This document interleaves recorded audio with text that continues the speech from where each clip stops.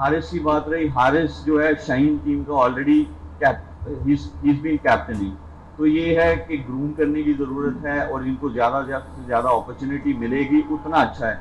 मेरा personal point of view Haris को captain बनाने का वो ये था कि बाबर जो है वो ऑलरेडी एक्सपीरियंस्ड कैप्टन है, शान जो है ऑलरेडी जो है वो एक्सपीरियंस्ड है, वो कर रहे हैं, तो हमें नए जो हमारे जिनमें लीडरशिप स्किल्स हैं उनको ग्रूम करना चाहिए। इसीलिए मैंने हारिस को जो है वो कैप्टन बनाया। मुझे मेरे ख्याल में ये लगता है कि जो हमारे क्रिकेटर्स हैं उनमें 2-3 चीज़ें ऐसी हैं कि जिस चीज़ में कमी है। एक है professionalism, game awareness, physical fitness. ये ऐसे इश्यूज हैं कि जिस पे बहुत ज़्यादा काम करने की ज़रूरत है, क्योंकि हमारे जो नीचे के क्रिकेटर्स हैं जो फ्यूचर में इंशाल्लाह पाकिस्तान से खेलेंगे, अगर वो नीचे से ही रेडी आएंगे तो उनको इतना टाइम नहीं लगेगा एडजस्ट करने में, कंसिस्टेंट परफॉर्म करने में, जहाँ पे पाकिस्तान टीम का ग्राफ जो है वो कंसिस्टेंट रह सके। अभी हम देखते हैं बहुत ज़्यादा फ्लक्चुएशन है, तो यही हमारा मकसद है कि ये जो 3-4 चीज़ें हैं, ये हमारा जो नई प्रोडक्ट है उसको इनफ अपॉर्चुनिटीज़ दी जाएं, कंसिस्टेंट अपॉर्चुनिटीज़ दी जाएं,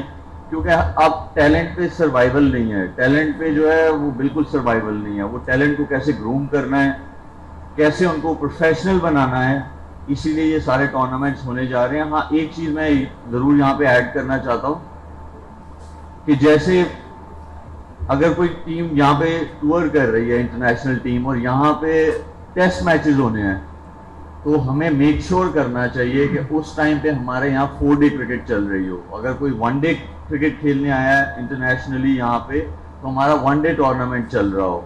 इसी तरह अगर कोई T20 सीरीज खेलने आया है तो वो वाली जो है वो वाला फॉर्मेट चल रहा हो। Same goes for when team goes abroad, तो तब भी सीरीज जो है वो इसी तरह हो। और हमारी काफ़ी सारी डिस्कशंस भी हुई हैं, जो हमारे डोमेस्टिक के डायरेक्टर हैं, जो इंटरनेशनल के डायरेक्टर हैं, उनके साथ भी डिस्कशंस चल रही हैं ताकि इम्प्रूवमेंट आए इस चीज़ में। और एक और भी चीज़ है कि जो हमारे यहाँ पे कंडीशंस, जब हमारे यहाँ पे कोई टीम खेलने आती है बाहर से, तो कंडीशंस हमें सूट करनी चाहिए, तो उस पर भी काम होने की ज़रूरत है। उस पर भी काफ़ी सारी डिस्कशंस चल रही हैं। जैसे हमारा रेड बॉल का कैप्टन है, अगर कोई टेस्ट सीरीज यहाँ खेलने आ रहा है तो उसमें क्यूरेटर के साथ और जो उसके इंचार्ज हैं उनके साथ मीटिंग्स हों और उन वेन्यूज पे खेला जाए जहां पे हमारी टीम को, हमारे प्लेयर्स को, हमारा जो कॉम्बिनेशन है उसको फायदा हो। तो इस तरह की काफ़ी सारी चीज़ें जो है वो होने जा रही हैं।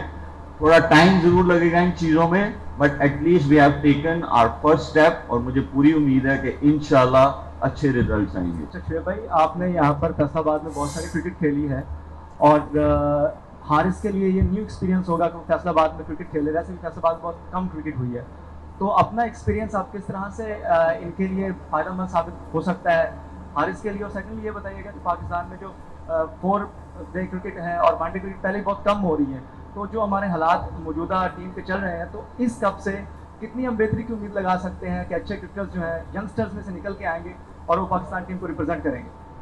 देखिए, मैं यहाँ पे आपको एग्जांपल देता हूँ कि अभी टूर्नामेंट शुरू नहीं हुआ, लेकिन आई कैन टेल कि मेरी टीम में जैसे जहांदार खान है, वो बहुत अच्छे ऑलराउंडर है। जो हम मिस करते हैं उनमें वो वाली एबिलिटी है। अब उनका थोड़ा सा ये है कि बहुत सारे लोगों को पता है कि उनको आउटसाइड ऑफ स्टंप बॉलिंग करें तो थोड़ा सा उनको वहाँ पे इम्प्रूवमेंट की ज़रूरत है। इसी तरह और क्रिकेटर्स हैं, तो आइडेंटिफाई काफ़ी सारी चीज़ें हो जाती है जब आप एक दफ़ा देखते हैं, फिर आप उनके लिए काम करते हैं। इसीलिए मेंटोर्स आए हैं, इनको हाई परफॉर्मेंस सेंटर्स जो हैं वो दिए गए हैं कि वो वहाँ पे ग्रूम कर सकें प्लेयर्स को। जाहिर बात है, टूर्नामेंट के अंदर आप लिमिटेड रिसोर्सेज के साथ, लिमिटेड टाइम के साथ जो है आप उनको प्रैक्टिस ज़रूर देते हैं, लेकिन जब आप हाई परफॉर्मेंस में जाएंगे तो आप उनकी स्किल पे काम करेंगे। तो इसीलिए जो 5 मेंटोर्स हैं उनको हाई परफॉर्मेंसेज जो है वो अलॉट किए गए हैं उनकी सिटीज़ में, ताकि वो वहाँ पे प्लेयर्स को ग्रूम कर सकें। दूसरा, जब तक आप अवेयरनेस नहीं देंगे ना अपनी प्रोडक्ट को, तब तक चीज़ें नहीं बेहतर होंगी। पता है क्या होता है, हम लोग राइट ट्रैक पे डलते हैं, लेकिन हम लोग उस ट्रैक से हट जाते हैं। उसमें सिर्फ क्रिकेटर्स का कसूर नहीं है, मैं ये बोलूँगा कि हम सबका कसूर है कि हम उस एक चीज़ को जब बनाते हैं तो हम उस पर स्टिक नहीं करते हैं, हम उस पर हिल जाते हैं। इसी वजह से ना हमें कंसिस्टेंट रिजल्ट्स नहीं मिलते हैं। यही same goes for the fitness as well. यही होता है कि आपकी फिजिकल फिटनेस जो है वो अब आप एक बंदा ऑलरेडी 20-25 साल का हो गया, अब आप उसे फिट करने जा रहे हो, नहीं, यही आप लोगों ने, ये हम लोगों ने ऐसा इंफ्रास्ट्रक्चर क्रिएट करना है कि जहाँ पे जो आपका अंडर 13 है, आपका 15 है, आपका 18 है, वो उनको ये सारी अवेयरनेस हो कि फिजिकल फिटनेस पे क्या क्या काम करने हैं।